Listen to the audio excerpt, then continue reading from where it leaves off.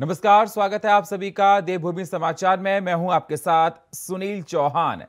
बागेश्वर में कांग्रेस के 2022 के विधानसभा चुनाव के प्रत्याशी रहे रणजीत दास बीजेपी में शामिल हो गए हैं, जिसने बीजेपी प्रदेश अध्यक्ष और सीएम पुष्कर सिंह धामी ने पार्टी की सदस्यता दिलाई है।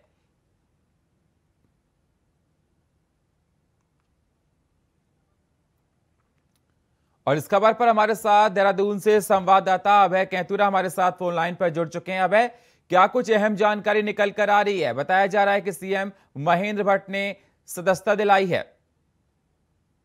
बागेश्वर उपचुनाव का जो घमासान है पूरे प्रदेश में और तेज होता हुआ नजर आ रहा है। तारीखों का ऐलान इस चुनाव को लेकर यहाँ पर हो चुका है, लेकिन उससे पहले ही जो नेताओं के दल बदलने का सिलसिला है वो भी यहाँ पर बदस्तूर जारी हो चुका है।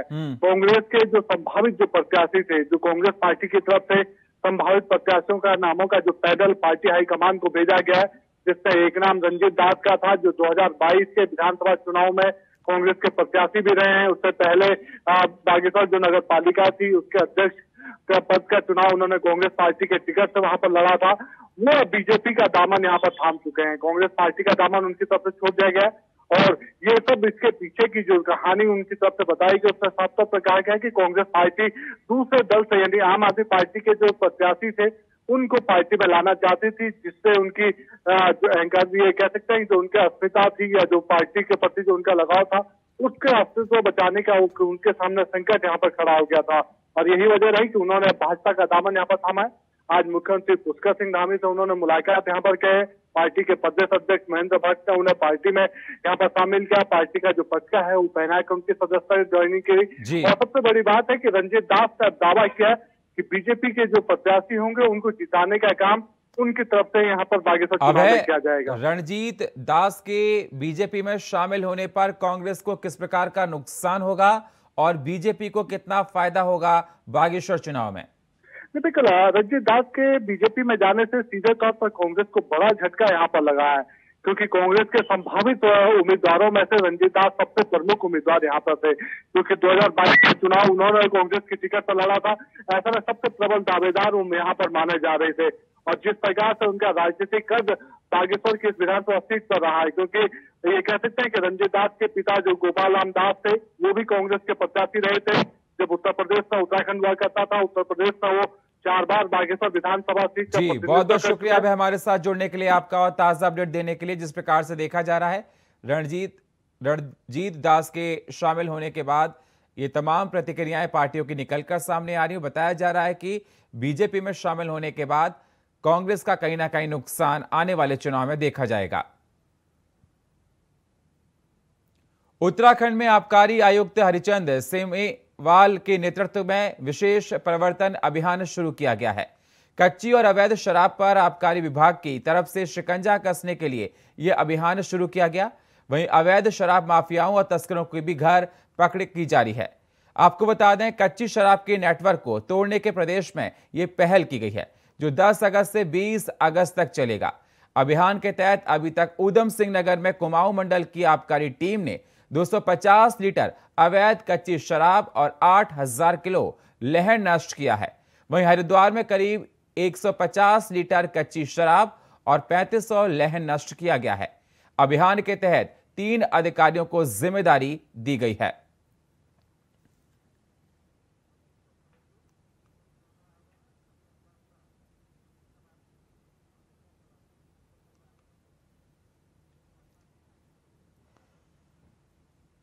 तो आपको बता दें 10 से 20 अगस्त तक ये अभियान चलेगा। लगातार ये देखा जा रहा है अभियान काफी कारगर साबित हो रहा है। अवैध शराब पर कसी जा रही है नकेल।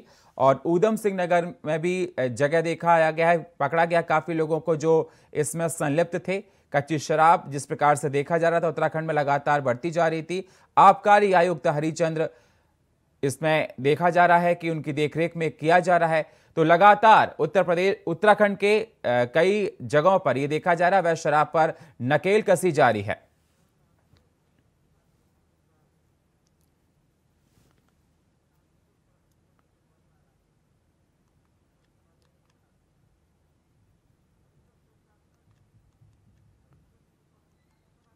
और इस समय हमारे साथ फोन लाइन पर हरिचंद सेमवाल जी जुड़ चुके हैं। सर, आपका बहुत बहुत स्वागत है इंडिया वॉइस में। और सबसे पहले हम आपका शुक्रगुजार करेंगे जिस प्रकार से आप ये पहल चला रहे हैं और बताया जा रहा है कि आपके ये सवाल बहुत लगातार ये मुहिम कारगर साबित हो रही है। सर, मैं आपसे जानना चाहता हूं कि सेमवाल साहब, आपने एक अभियान की शुरुआत की है कच्ची शराब, अवैध शराब के खिलाफ, जो 10 अगस्त से शुरू की गई है। इस अभियान का मकसद क्या है? जानते हैं कि जनपद देहरादून, उधम सिंह नगर और हरिद्वार में कई मामले ऐसे पाए गए हैं जिसमें कच्ची शराब और अवैध शराब के प्रकरण प्रकाश में आए थे। तो उसी को दृष्टिगत रखते हुए इन्फोर्समेंट अधिकारियों को विशेष अभियान चलाया जा रहा है इनकी मदद से जी। और 3 जनपदों में अभियान लगातार 10 तारीख से, और आप देख रहे हैं कि लगातार कच्ची शराब के प्रकरण प्रकाश में आ रहे हैं और इस पर कार्रवाई भी की जा रही है। सर, क्या इस अभियान के बाद प्रदेश का रेवेन्यू बढ़ेगा? इससे जहां अवैध शराब के मार्केट में आने से जो हमारे सरकारी जो सिस्टम है उस पे जो फर्क पड़ता है वो निश्चित तौर पे उसमें लाभ मिलेगा, और जो अवैध शराब से कच्ची शराब के जो अवैध रूप से बन रही है उसके कारण जो जनहानि की संभावनाएं रहती है उसको भी रोकने में कामयाबी मिलेगी। बिल्कुल। और तो अब देखा जाए जिस प्रकार से 10 अगस्त से शुरू हो गया था इसको, और इस अभियान का मकसद आपका क्या है सर? हमारी प्रयास है कि अवैध शराब को रोकथाम के लिए हम जागरूकता भी फैलाएं और हमारे अधिकारियों को जो जिम्मेदारियां हैं उसका भी निर्वहन सही तरीके से हो, इस पर निगाह रखें। हरिचंद सेमवाल जी, किस प्रकार का असर उत्तराखंड में देखा जा रहा है? जी, इसके कारण आप देखते हैं कि लगातार हमारे अभियान में सफलता मिल रही है। कच्ची शराब जो अवैध रूप से बनाई जा रही थी उसके बड़े बड़े ठिकाने प्रकाश में आए हैं और उस पर गिरफ्तारियां भी की जा रही है और कार्रवाई लगातार जारी है। सेमवाल साहब, जिस प्रकार से देखा जा रहा है उधम सिंह नगर में भी कार्रवाई की गई, कई जगह लहन पकड़ा गया, जो लोग संलिप्त थे उनको भी पकड़ा गया इसमें, और आगे किस किस प्रकार की इसमें आपको और कामयाबी मिल सकती है? इसके लिए हमने स्थानीय प्रशासन और जिला प्रशासन से भी सहयोग की अपेक्षा करी है। जनपद पुलिस अधिकारियों से भी अधिकारी संपर्क में है ताकि आबकारी विभाग और पुलिस विभाग के सहयोग से इस तरीके के अभियान को तो सक्सेस किया जाए, लेकिन आगे आने वाले समय में इस तरीके के मामले प्रकाश में ना आए, उस पर भी रोकथाम रहे, उस पर भी कोशिश की जा रही है। सर, किस प्रकार की सख्त कार्रवाई की जाएगी जो इस प्रकार के कार्य को कर रहे थे, इस अभियान को रोक जिस प्रकार से आप लोग कर रहे हैं, और जो यहाँ कच्ची शराब की अवैध ये देखिए पकड़ी जा रही तस्वीरों में आपको दिखा रहे हैं, तो किस प्रकार की कार्रवाई करने के बाद आप आगे और क्या कड़े कदम उठाएंगे जिस प्रकार से ऐसे चीजों को रोका जा सके? वर्तमान में जो आबकारी अधिनियम में हमारे अधिकार हैं उसके तहत जो भी कानूनी कार्रवाई है वो की जा रही है। आगे आने वाले समय में इस तरीके की गतिविधियां जिन जिन क्षेत्रों में हो रही है वह सतर्कता बरती जाएगी और हमारे जो सूचना तंत्र है उसको भी मजबूत किया जाएगा ताकि इस तरीके की घटनाएं अगर कहीं हो भी रही है तो जल्दी से प्रकाश में आ सके और विभाग द्वारा समयान्तर कार्रवाई की जा सके। सेमवाल साहब, किन क्षेत्रों में ज्यादातर देखा जा रहा है कि कच्ची शराब को लेकर पकड़ा जा रहा है, तो उत्तराखंड के ऐसे कौन से क्षेत्रों में आपको सफलता ज्यादा मिल रही है? इस तरीके की प्रवृत्ति और पुराने प्रकरणों पर अगर निगाह रखें तो आप देखेंगे कि हरिद्वार और उधम सिंह नगर में इस तरीके के प्रकरण ज्यादा हैं और अभी वर्तमान की कार्रवाई में भी यहीं पे हमें सफलता मिली है। तो लगातार जिस प्रकार से देखा जा रहा है आपका अभियान ये रंग ला रहा है, सफलता मिल रही है, तो इससे क्या ये अंदाजा लगाया जाए उत्तराखंड को एक नई रफ्तार मिलेगी, रेवेन्यू बढ़ेगा? जहाँ तक अवैध शराब के कारोबार पे हमारे को रोक लगाने से जो अवैध कारोबार है, हमारा अवैध कारोबारी है, जो हमारी लाइसेंसी दुकानें हैं उनके रेवेन्यू में इजाफा होगा और इस तरीके से हम अपना जो वार्षिक लक्ष्य रेवेन्यू का उसको भी प्राप्त करने में आगे बढ़ सकते। शुक्रिया हरिचंद सेमवाल जी हमारे साथ जुड़ने के लिए, आप बातचीत करने के लिए आपका। देहरादून में स्मार्ट सिटी के नाम पर अधिकारी कैसे मनमाने तरीके से सरकारी पैसों की बर्बादी कर रहे हैं, इसका ताजा उदाहरण दून के मुख्य मैदान परेड ग्राउंड में देखने को मिला है, जहां स्मार्ट सिटी के नाम पर पहले ग्राउंड का सौंदर्यीकरण किया गया, लाखों रुपए खर्च करने पर घास लगाई गई और अब स्वतंत्रता दिवस के नाम पर उत्तराखंड में लाखों रुपए का घास घोटाला हो गया। दरअसल उत्तराखंड के परेड ग्राउंड में लगाए गए घास का अब रेत डाला जा रहा है, जिसको लेकर विपक्ष सरकार पर हमलावर है। ऐसे में सवाल ये कि स्मार्ट सिटी बनाने के लिए पहले जो डीपीआर तैयार किया गया था, क्या अधिकारी उसके मुताबिक काम नहीं कर रहे हैं? सवाल यह भी, क्या अधिकारी मनमाने तरीके से प्रदेश में काम कर रहे हैं? क्या प्रदेश में अफसरशाही हावी है? सवाल यह भी, क्या देश में जैसे चारा घोटाला हुआ था, प्रदेश में घास घोटाला हो गया?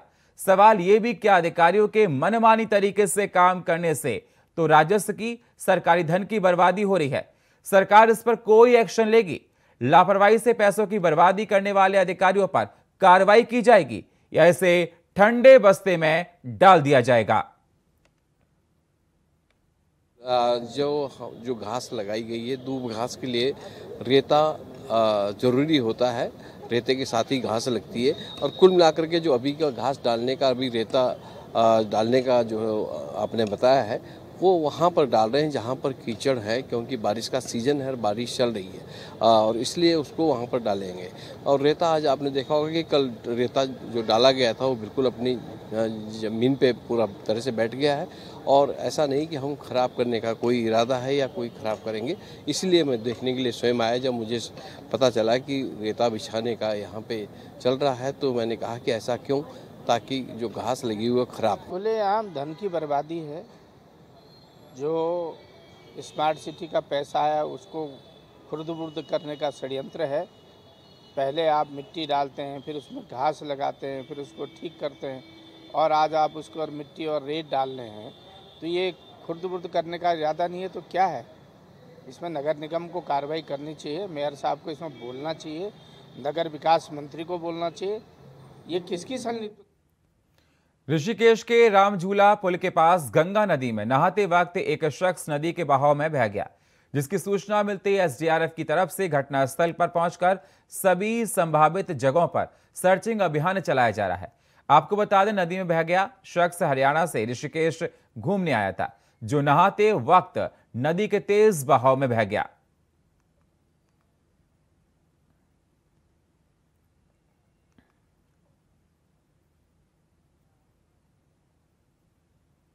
केदारनाथ राष्ट्रीय राजमार्ग फाटा से 2 किलोमीटर दूर तलसारी में चट्टान टूटने से एक वाहन उसकी चपेट में आ गई, जिसमें दबकर 5 लोगों की मौत हो गई। शाम 7 बजे मलबा हटाकर वाहन का पता लगाया गया तो 5 और शव क्षतिग्रस्त हालत में बरामद किए गए। आपको बता दें, यह हादसा 10 अगस्त को हुआ था और 11 अगस्त को पूरे दिन अभियान चला और शनिवार को यह शव बरामद हुआ है। फिलहाल पुलिस ने रिपोर्ट दर्ज कर आगे की कार्रवाई शुरू कर दी है।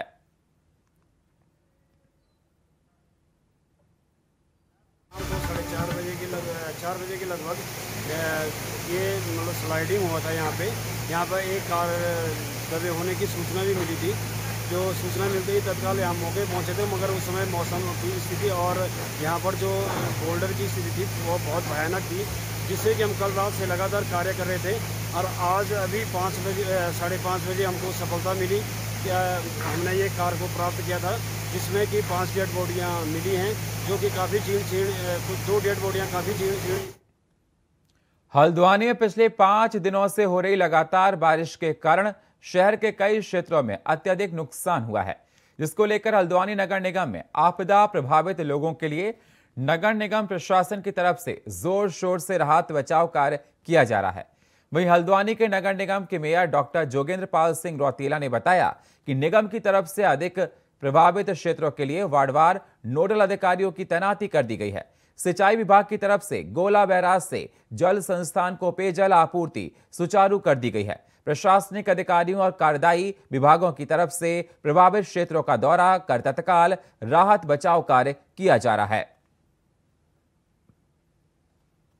विगत दिवस जो अतिवृष्टि के कारण शहर में जल भराव और पहाड़ों की जो गाद भर गई है और कई मकान टूट गए हैं, कईयों में दरार आ गई है, इनका कारण अतिवृष्टि है। और अतिवृष्टि भी मुख्यतः कलसिया गधेरे ने बद्रीपुरा काटदाम और देवलढुआ में नुकसान पहुंचाया है और बरेला आम पानी नाले ने शहर के अंदर जल भराव किया है, ये भी पहाड़ से आता है। तीसरा आपका रकसिया नाला जो दम्माडुंगा जहार ज्योति से जिसकी शुरुआत होती है, उसने भी बिठोरिया क्षेत्र नीचे पूरे ग्रामीण क्षेत्रों तक, जहाँ तक रकसिया नाला जाता है, लगभग 10-11 किलोमीटर के स्पैन में काफ़ी तबाही मचाई है। खेती हो, आवास हो, सार्वजनिक संपत्तियाँ हो, रोड हो, नालियाँ हो इत्यादि सब में वर्तमान में दिक्कत आई हुई है। जिला प्रशासन, नगर प्रशासन, नगर निगम और स्वतः सभी जनप्रतिनिधि और भारतीय जनता पार्टी के निष्ठावान संगठन सभी इस आपदा में सभी को राहत पहुंचाने के लिए लगे हुए हैं। वक्त एक छोटे से ब्रेक का, मिलते हैं एक छोटे से ब्रेक के बाद। ब्रेक के बाद स्वागत है आप सभी का देवभूमि समाचार में। अब रुक करते हैं अगली खबरों का। कोट द्वारका दुगड्डा राष्ट्रीय राजमार्ग पिछले 3 दिनों से बंद था। आवाजाही पूरी तरीके से ठप थी। नेशनल हाईवे विभाग की तरफ से कड़ी मशक्कत के बाद 3 दिन से बंद पड़े रास्ते को शुक्रवार दोपहर खोल दिया गया था, लेकिन बारिश के बाद देर रात एक बार फिर से NH 534 पर सिद्धबली मंदिर और दूसरे दिन 3 जगहों पर रास्ते बंद किए गए, जिससे एक बार फिर से आवाजाही पूरी तरीके से बाधित हो गई है। हालांकि NH की टीम मौके पर पहुंचकर रास्ते को खोलने का काम कर रही है।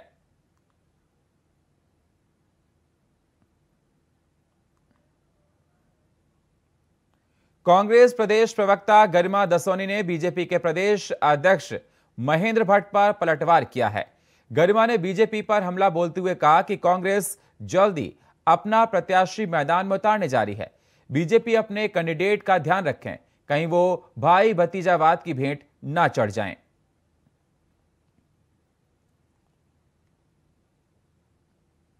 हल्द्वानी में कांग्रेस कार्यकर्ताओं ने जिला अध्यक्ष राहुल छिंबाल के नेतृत्व में केंद्र सरकार के खिलाफ जमकर प्रदर्शन किया और मोदी सरकार का पुतला फूंका। साथ ही तानाशाही का सरकार पर आरोप लगाया। आपको बता दें, लोकसभा से अधीर रंजन चौधरी को निलंबित करने के मामले में सरकार की तरफ से यह कार्रवाई की गई है। अडानी जी की फोटो दिखाई, अडानी जी का नाम लिया, भयभीत होकर भूकंप आ गया, संसद की कार्रवाई म्यूट कर दी जाती है, सदस्यता आनन फानन में निकाल दी जाती है, उनको निकाल दिया जाता है उनको संसद से। और फिर सुप्रीम कोर्ट का हम बहुत विशेष गहराई से दिल की आभार करते हैं कि उन्होंने संविधान का संरक्षण करा और उनकी सदस्यता बहाल हुई।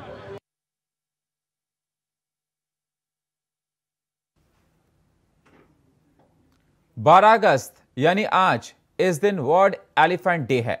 विश्व भर में हाथी के संरक्षक और जागरूकता बढ़ाने के लिए 2012 से विश्व हाथी दिवस मनाया जा रहा है, जिसमें जिम कॉर्बेट पार्क अहम भूमिका निभा रहा है, जिस कारण से हाथियों की संख्या तेजी से बढ़ रही है। वहीं भारत सरकार की तरफ से भी हाथियों के संरक्षण के लिए अभियान चलाया जा रहा है और लोगों को जागरूक किया जा रहा है।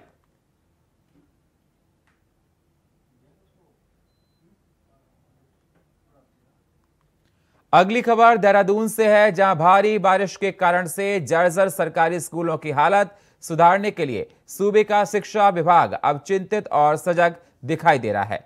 वहीं शिक्षा मंत्री धन सिंह रावत ने मीडिया से बातचीत करते हुए बताया कि ऐसे 427 स्कूल जिनकी स्थिति ठीक नहीं है, उनके जीर्णोद्धार के लिए विभाग कार्य योजना बना रहा है और कहा कि स्कूल भवनों को A, B, C और D ग्रेड की श्रेणी में बांटा गया है। साथ ही कहा कि ऐसे में स्कूल भवनों की हालत पूरी तरह से बेहतर हो सकेगी, जिसके राज्य में शिक्षा का स्तर और बेहतर हो सकेगा।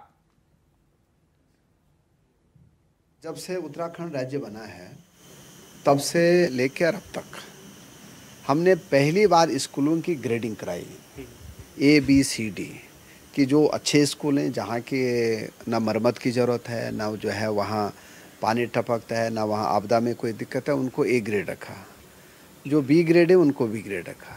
C ग्रेड स्कूल ऐसे हैं जहाँ की 3-4 लाख रुपए खर्चा करना था हमको, और D ग्रेड स्कूल ऐसी थी जहाँ के हमको नए स्कूल बनाने थे।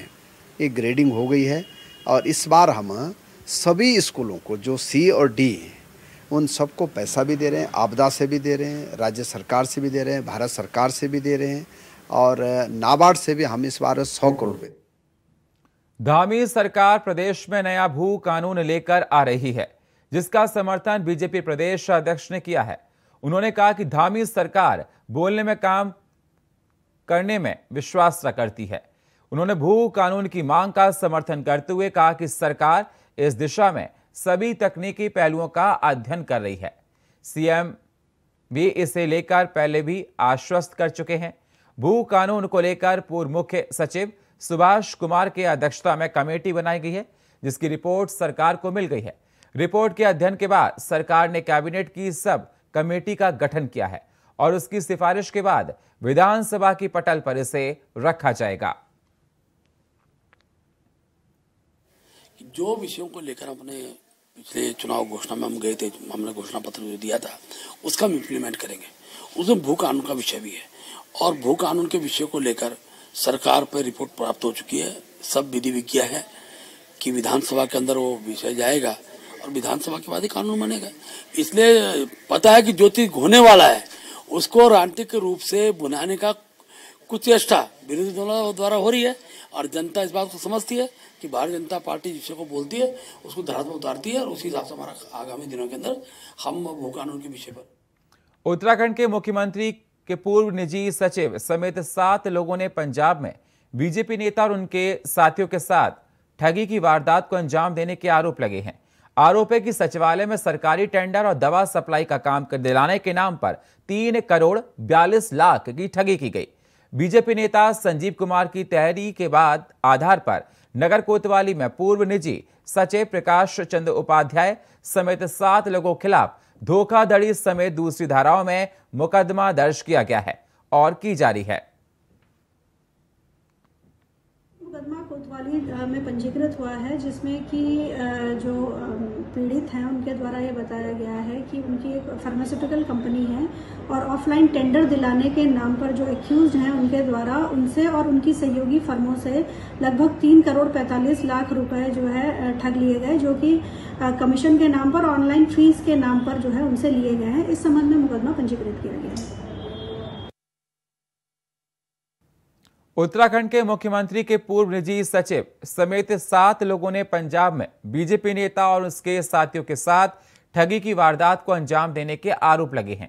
आरोप है कि सचिवालय में सरकारी टेंडर और दवा सप्लाई का काम दिलाने के नाम पर 3 करोड़ 82 लाख की ठगी की गई, जिसको लेकर बीजेपी नेता मधु भट्ट ने कहा कि हमारी सरकार में भ्रष्टाचार बर्दाश्त नहीं किया जाएगा। जो भी भ्रष्टाचार करेगी उसके खिलाफ कड़ी कार्रवाई की जाएगी। बीजेपी के प्रवक्ता ने साफ तौर पर कहा कि कानून को तोड़ने वालों के खिलाफ सख्त कार्रवाई की जाएगी। से जो हमारी जो सरकार है जीरो टॉलरेंस पे काम कर रही है। कोई भी भ्रष्टाचारी हो, चाहे वो कितनी बड़ी रसूख वाला ना हो, उसकी पहुंच कहाँ तक ना हो, लेकिन उसको बिल्कुल जेल की सलाखों के पीछे अगर रखने का काम किया है तो माननीय मुख्यमंत्री श्री पुष्कर सिंह धामी जी ने किया है। और निश्चित रूप से जब से ये प्रकरण सामने आया है, माननीय मुख्यमंत्री जी ने तत्काल इस पर कार्रवाई कर उनको बिल्कुल पुलिस ने उनको अरेस्ट किया है और उस पर कार्रवाई बिल्कुल चल रही है। तो कोई भी दोषी हो बख्शा नहीं जाएगा। और फिलहाल देवभूमि समाचार में इतना ही। बाकी खबरों के लिए आप बने रहिए इंडिया वॉइस के साथ। तब तक के लिए नमस्कार।